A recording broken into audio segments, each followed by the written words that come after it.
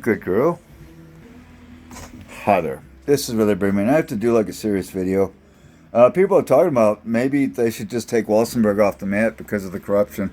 Okay, let me go over here. And this is a story that, that I remember reading this years ago. And when cities get wiped off the map, and there's a lot of reasons here, but either way, I'm going to get paid with doing some figures, mathematical figures.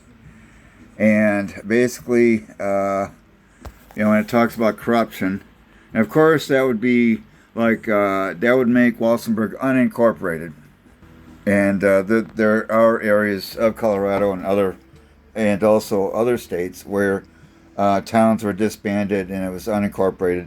And so people had to figure out what to do about the gas bill and about, street maintenance and all that stuff. So it's up to the people, really. But I do know that people are upset, and it's getting old.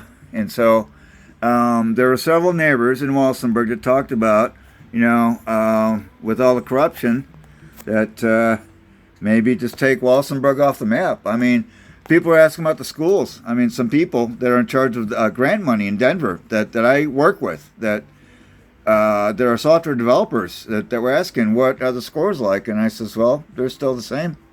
And not everybody that works at the schools is bad, but it's just unfortunate that many of the school district staff people are not very fond of autistic people and have basically said some things to me on the internet, and I saved screenshots, and it's not a good example for Walsenburg. So I have, with all the figures, with the lack of notice given for any late fees, whatever, and then I took about, let me see, about 4,100 residents that pay the bill, gas and water, and then the late fees, and then even though they fix the late fees, they're being charged for it, and then they get an interest rate. So they get like, I did roughly 2 to 3% interest, and I want to say $91,000. $91,000. Hold on. $91,000 additional added to the Walsenburg funding or whatever, the reserve. And yet other people are asking about, what's going on with Walsenburg. And so I have a rental there, but I come to visit. I have some good friends there, but people are not doing much except getting upset about the same thing happening. So this is where it gets into discussion. This is where we need to vote. This is a voting year.